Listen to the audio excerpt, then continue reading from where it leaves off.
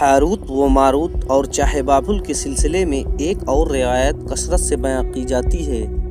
اس کے مطابق ایک زمانہ ایسا تھا جب شہر بابل روح زمین پر تہذیب و تمدن کا مرکز تھا۔ یہاں کے لوگ باطل خدا کی پرستش کیا کرتے تھے۔ یہ لوگ اپنی قسمت ان سے وابستہ سمجھتے تھے، اس لیے علم نجوم اور علم فلکیات میں بڑے ماہر تھے۔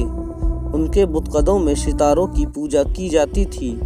یہ لوگ جادو، تنتر منتر، سفلی کو بہت اہمیت دیتے تھے اور اس علم کے ذریعے معاشرے میں فساد پھیلاتے تھے۔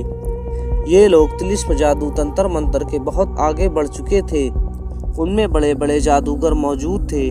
ان کی تاریخی کتابوں میں جگہ جگہ جادو اور تنتر منتر ہی نظر آتا ہے۔ ان کا جادو دور دور تک مشہور تھا۔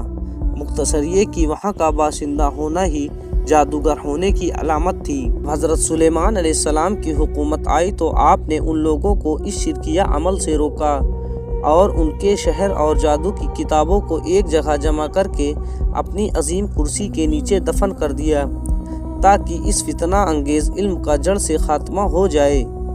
جب سلیمان علیہ السلام کی وفات ہوئی تو شیطان نے ان کتابوں کو دوبارہ کھود کے نکالا اور لوگوں سے کہا سلیمان پیغمبر نہیں تھے بلکہ ان کتابوں کے ذریعہ حکومت کیا کرتے تھے، لہٰذا ہوا میں اڑنا، جنات پر قابو اور سلیمان علیہ السلام کے غیر معمولی معجزات پر اصل جادو اور سفلی کا علم تھا۔ بنی اسرائیل نے ان کی پیروی کی اور ان کتابوں کو پڑھنا شروع کر دیا، لہٰذا دوبارہ یہ اثر انگیز علم اس قوم میں شروعات کر گئی۔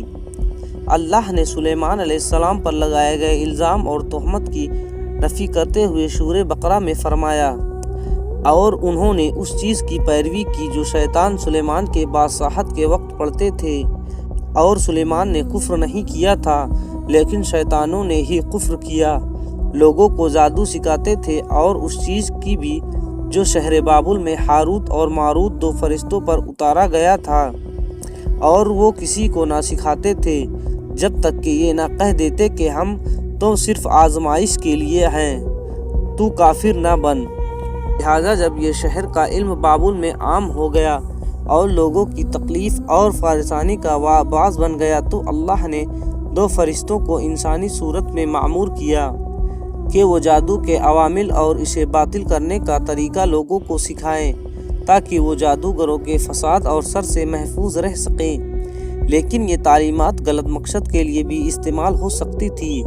حالانکہ وہ فرشتے لوگوں کی تنبیہ کرتے تھے اور ان کے لیے شراتاً کہتے تھے یہ تمہارے لیے ایک طرح کی آزمائش ہے، لیکن پھر بھی وہ لوگ ایسے کاموں میں پڑ گئے جو انسانوں کے لیے ضرر اور نقصان کا باعث تھا۔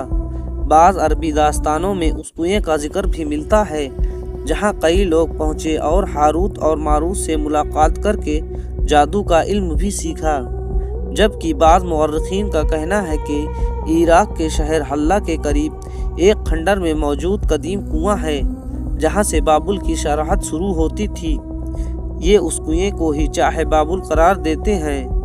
بہرحال اس واقعے سے یہ سبق ملتا ہے کہ سفلی و جادو ایک شرکیہ عمل ہے، مگر یہ کہ اس کا استعمال فساد اور سرپسندی کے خاتمے کے لیے کیا جائے۔